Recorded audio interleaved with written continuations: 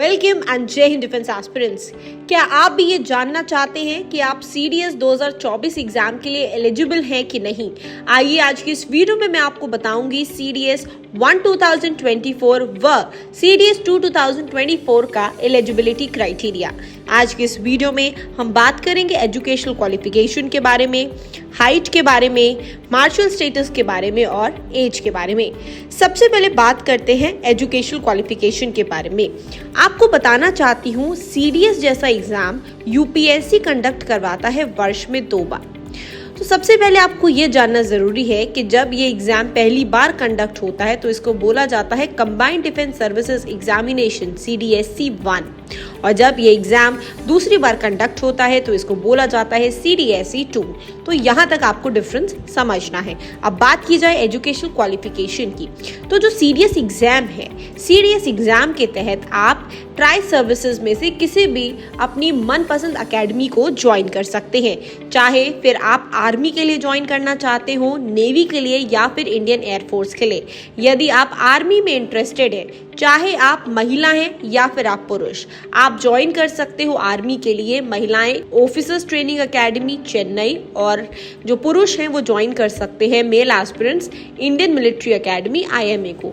वहीं यदि आप इंडियन नेवी में जाना चाहते हैं तो आप इंडियन नेवल एकेडमी जो कि एजिमेला में है उसके लिए एप्लीकेशन दे सकते हैं, और इंडियन एयरफोर्स को जो एस्पायर करते हैं लोग वो इंडियन एयरफोर्स एकेडमी ज्वाइन कर सकते हैं।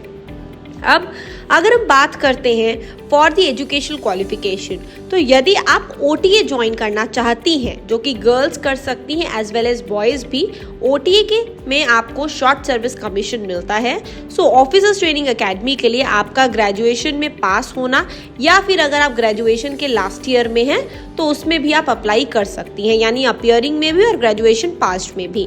वहीं यदि इंडियन मिलिट्री एकेडमी की बात करूं, जो कि इंडियन आर्मी के लिए अगर आप ज्वाइन करना चाहते हैं, इस एकेडमी को सिर्फ मेल्स ज्वाइन कर सकते हैं, वह भी अपने ग्रेजुएशन अपियरिंग के लास्ट ईयर में या फिर पास्ड आउट होकर ज्वाइन कर सकते हैं और अप्लाई कर सकते हैं इस फॉर्म के लिए।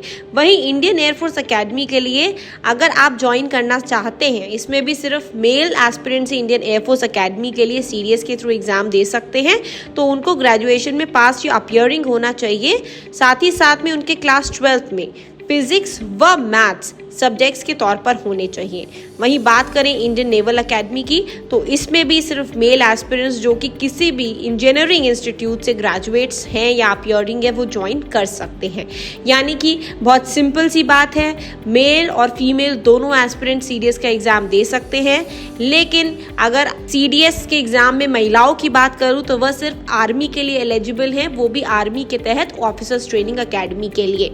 वहीं मेल एस्पिरेंट्स आर्मी के तहत OTA IMA में भी, INA और AFA में भी जा सकते हैं।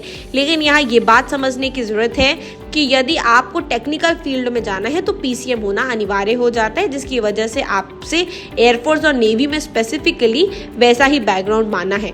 और यदि आपका कोई टेक्निकल बैकग्राउंड नहीं है, आप BTech बैकग्राउंड से नहीं है, आप आर्ट्स बैकग्राउंड से हैं, कॉमर्स बैकग्राउंड से हैं, बायो बैकग्राउंड से हैं, आप फौज में जाना चाहते हैं तो आप जा सकते हैं इंडियन आर्मी के थ्रू IMA ज्वाइन कर। यहाँ तक आपको चीज़ें होप क्लियर हैं, राइट? अब आइए बात कर लेते हैं इसमें आपकी हाइट क्राइटेरिया की। हाइट्स में अगर हम बात करें तो मेल एस्पिरेंट्स को मिनिमम 157 सेंटीमीटर हाइट चाहिए, वहीं महिलाओं को 152 सेंटीमीटर। वहीं यदि आप फ्लाइंग में जाना चाहते हैं तो 162.5 सेंटीमीटर हाइट लगती है, मेल्स की भी फीमेल्स की भी।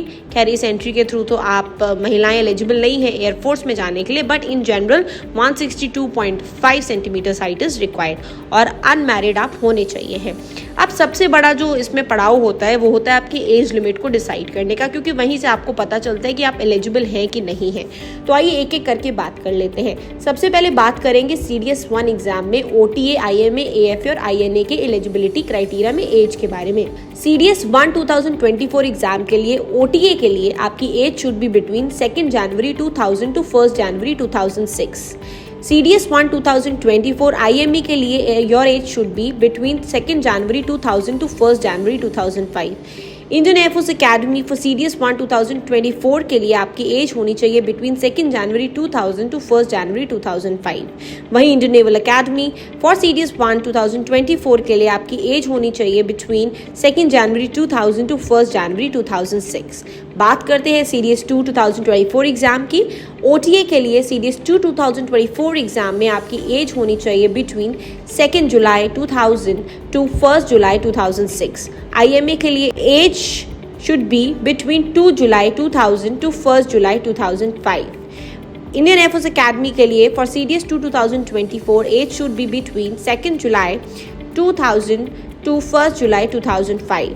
वहीं आईएनए के लिए the age should be between 2 July 2000 to 1 July 2006। Hope ये वीडियो आप सभी के लिए इफेक्टिव प्रूफ करेगा और आपको हेल्प करेगा आपके करियर अपॉर्चुनिटीज को बेहतर रूप में प्लान करने की और इस एग्जाम में अपने नंबर ऑफ अटेम्प्ट्स को देखने की कि आप 2024 में कितने अटेम्प्ट्स के लिए केपेबल हैं। इसी के साथ में वीडियो पसंद आई हो तो शेयर जरूर करिएगा। तब तक के लिए अपना ध्यान रखें। नमस्कार, जय हिंद, धन्यवाद।